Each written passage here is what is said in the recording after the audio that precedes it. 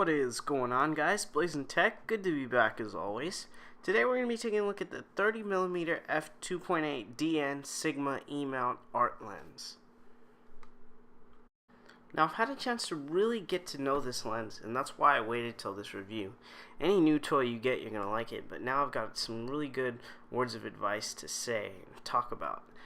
Here you go, you got the box right here, 30mm f2.8. Sigma is actually made in Japan, which is super cool. All these lenses, these Sony lenses, are made in Malaysia, and this is quality, you can tell. Here you go, you've just got the box, you just got some paperwork in the box.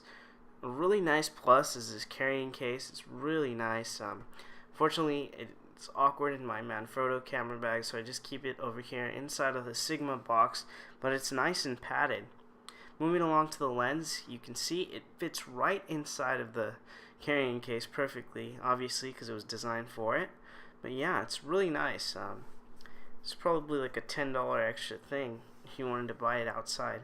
Taking a look at the lens here, it looks no bigger than the kit lens. If you open it up here, you can see that the actual lens is really tiny. This makes it a breeze to clean. You just brush it a couple times, you'll be fine. Comes with a sunshade, and you can see the lens is built quality. The manual focus ring is actually butter smooth.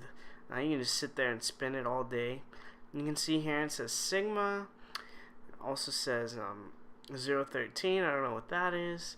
This is made in Japan right here. Sorry, I didn't use my A6000, so the quality is not going to be up to par. And it's just got a little A right there. I don't know what that's for, but yeah, they give you the lens cap and the back lens cap, which is really cool. You can go ahead and take that off, and you can see the glass part on the back is actually pretty big. If you take those 3 screws off right there on that black part and remove the baffle, you can use this lens on a full frame E-mount camera, so the A7, A7S, A7R, it'll work. You'll get some vignetting, but like I was saying before, the Sigma lens on the A6000 here, which is my daily shooter, is actually really cool. It looks just like the kit lens, and it feels just the same too. The weight has no difference at all. Maybe slightly heavier, but with that 30mm prime f2.8, you're gonna get some really beautiful, sharp shots. Why I always justify paying for new lens when you can easily adapt older lenses is that you can still shoot this thing really fast. It focuses really well also. You don't have to screw around with manual focus that often. So having the ability to shoot autofocus continuous is really cool. With this lens, guys, I just want to emphasize that it is a very, very tack sharp lens. I'm going to show you guys a selection of photos.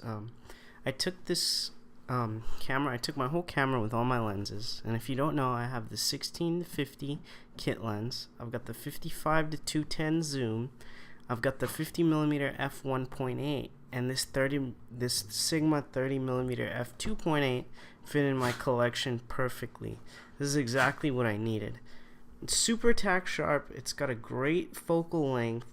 A problem that I had with my 50 is that it's extremely tack sharp, but that 50mm for me, it's great for portraits, right? But I like to shoot a lot of landscapes. I like to shoot a lot of different abstract things. So you can see here, I shot this picture of the Japanese garden right here, and you can see this photo is the Japanese garden sign. I like taking photos like this. I mean, it's absolutely beautiful. It's tack sharp, and you know, I'm filming this through an application called Snagit. I don't know if you're going to be able to see the detail that I want you to, but I mean, it's just great for this lens. Let's go to the information here. You can see I'm shooting at f4, 30mm, obviously, ISO 160. I usually keep my ISO and my f-stop on auto unless I want to get extreme detail, then I'll switch it up. But yeah, you can see here's my 30mm. And my Sony A6000. Here, next image, and this one is absolutely beautiful. You can see that that wide angle of the 30mm just really comes into play when I wanted to take a picture of this building in the Bouchard Gardens. I think this is in, don't quote me here, I live in Bakersfield, California after all. I think this was in Victoria. British Columbia. Yes, I believe I'm right. But the Bouchard Gardens, just a beautiful array of flowers, and I love taking pictures of flowers. So you can imagine I was in my paradise here. But you can just see this photo is extremely detailed. It does a good job of taking care of the colors here. You've got the green of the grass perfectly, and then you've got the green of the trees very nicely as well. Here's another picture. Let's see if it'll go.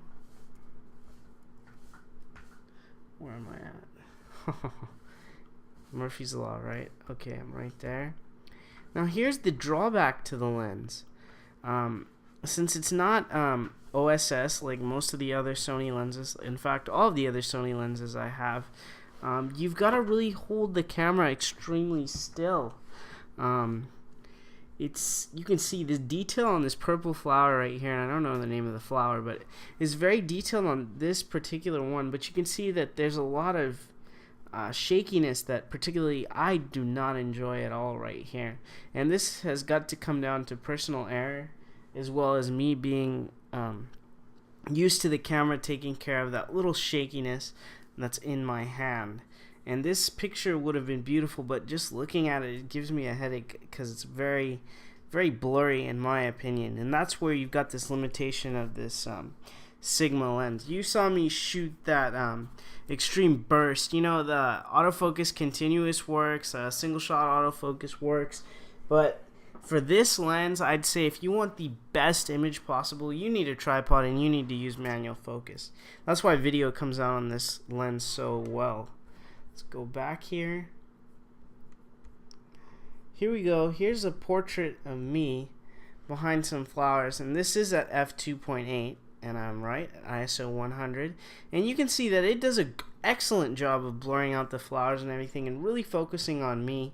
I didn't get a chance to take this picture, so as you can tell, I'm standing there. I think I could have done a little bit of a better job, but you can see there's a lot of detail there in my face. This day I didn't shave. You can see a lot of detail there. You can see my eyes properly, my glasses, my hair. Yeah, that strand needs to get fixed. But yeah, you can see the detail that I'm talking about. And here I've got another photo for us, two actually, of the flowers that I'm talking about, extreme detail. If you take your time with the camera, you can get it. You can see that these purple flowers are very detailed now. It does a good job of I did a good job here. I think I used manual focus there, and I stood there really carefully, and you can see that's just very detailed right there. And you can see those fibers on the flower, on the petal. You can see that little reddish pink one down there. And yeah, it just does a really good job when you sit there and you physically do the manual focus. And you can do single shot autofocus, but you got to make sure that you're going to stand still for a while. Here's another photo that I wanted to show you here. And here's some more flowers. This is not Bouchard Gardens. This was somewhere in Alaska, I forgot. But you know, you see the detail in these. I should know the name of this one. I don't know the name of this one. Those are those really cheap ones. I forget the name. But yeah, when you just put time into it, you can get the shot you want. You can see those fibers right there. And this lens is extremely tack sharp. Some more cool pictures I want to show you. Here's the difference between that OSS and that f1.8. This is my 50mm f1.8, and man, that's just extremely detailed. That f1.8, it's a sharper lens, and you're gonna pay for it. That lens costed me $250. This lens costed me about 100 and we'll look that up right now. Yeah, but here's another beautiful picture of a dragon in Bouchard Gardens. Here's that f1.8. Beautiful, beautiful, beautiful. Just, it's tack sharp. You can tell the difference. But and this is my personal opinion, I wish that I didn't buy the f1.8, and I wish I just bought the Sigma, because then I wouldn't know. So if you're looking to jump, if you've got an A6000, A6300, A6500, I don't think it's been released yet, but it's there. If you just have the 16 to 50 lens, and you can watch my other video about the A6000 versus the A6300. I think the kit lens, along with the Sigma lens, if you're just shooting, family gatherings, flowers like I like to shoot, I think that'll do just fine. This lens is extremely tack sharp. So I'm gonna go ahead and quit this out, and let's see how much this lens is going for. Let's go bnh.com. And if you don't know about B&H, B&H Photo, that is, you don't pay tax or shipping at this place. I think if you hit over a certain amount, you don't have to pay shipping, but I know you don't have to pay tax. So for us guys over here in California, tax gets us. So let's go Sigma 30mm F2.8 E-mount. Yeah, 169, Japanese lens. I would definitely take it. Thanks for watching my video, guys. Please support the channel. This is probably for full size, but yeah, this is what we're looking at. 169, great price. Yeah, please support the channel, guys. I come out with new videos occasionally. I want to, as soon as I'm a senior now, I've got to send in all my college applications, but as soon as all that's over, I just want to get into YouTube and really build my channel. I'm very proud of where I'm at in the 2.5 years that I've been doing it. I've almost got 200 subscribers.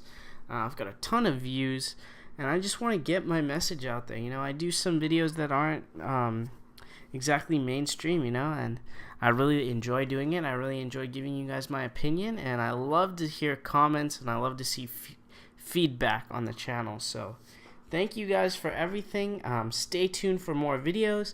If you'd like me to take a look at something, talk about something, just leave it down in the comments below, and I'll definitely get to it. Anyway, guys, Blazing Tech, good to be back, and I hope I stay back, and we will catch you on the next one.